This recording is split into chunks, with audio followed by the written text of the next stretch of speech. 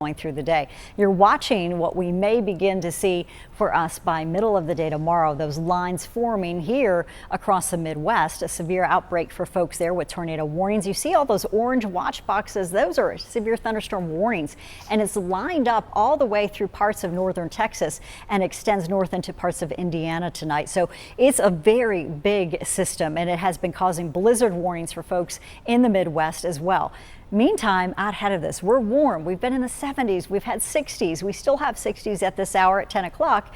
And those scattered showers are starting to lift in and look a little bit more impressive, too, down to the south. We're going to be watching for these zones here for any turning and twisting in the atmosphere. We know we're going to have good spin tomorrow, and that's what we're going to be watching for with any of these storms, where we can get those columns of air tilted to create a risk for damaging winds that could come down out in one direction. We call those straight line winds, or isolated tornadoes that could be at F2 strength or higher. So we're really talking about some heavy hitting severe possibilities for you tomorrow. Low 60s right now, showers lifting over 52 between Mount Airy at this hour and Stewart, and we're looking at showers along 421 as well. And right now, marginal risk is in place for us tonight just to the west and south.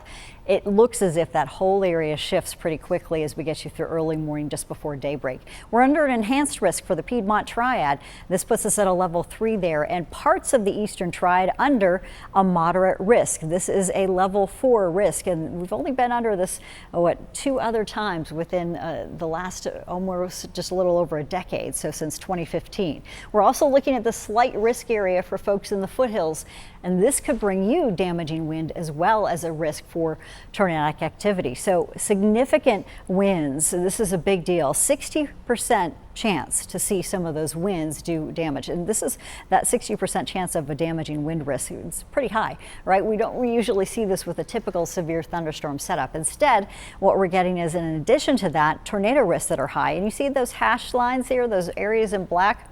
That extends all the way back into parts of the foothills for a significant tornado risk. And what we're looking at there is that EF2, those stronger tornadoes. So just to go over the terminology before tomorrow so you're prepared, tornado watches, it means you need to be prepared within the next 6 hours to see some tornadoes possible.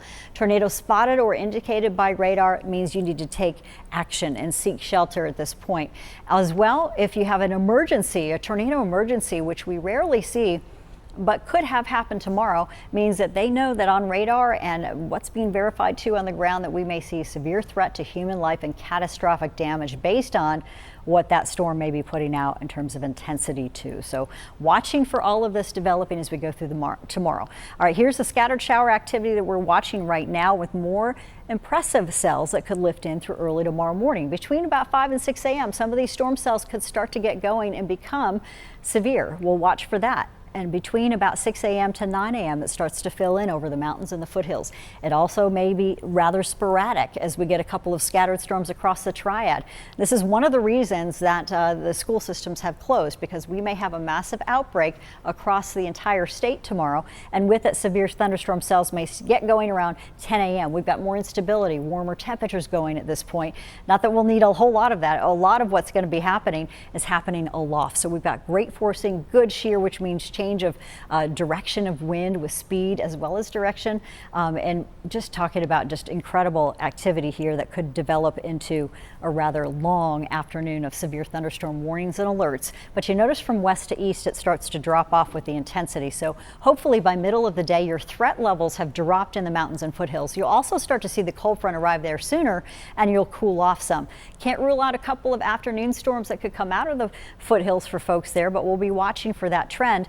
At least between 2 and 3 o'clock, we're now anticipating that line, the worst of the line, could be moving east. So this, if this does come to fruition with the speed with our HRRR forecast model, you can see that we have at least some improving weather, although lingering rain and still some thunderstorms that may be in place across the Piedmont Triad. But notice the snow chances for the mountains, maybe even a little wintry mix there as it's transitioning from rain and the cold air settles in.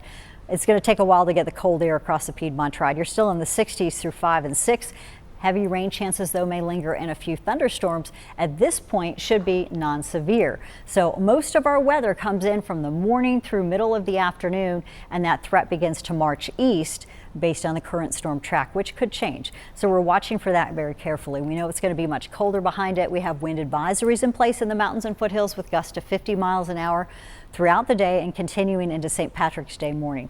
Your timeline, just a reminder, 3 a.m. to 9 a.m., all that severe weather beginning. You still have a wind and tornado risk during this time frame, and then it really ramps up between 10 a.m. to 4 o'clock, especially in the Piedmont Triad. Here's that 7-day forecast, folks. You've got 68 degrees on Monday with an alert day, 45 on Tuesday, and cold mornings in the 20s for at least 3 days in a row.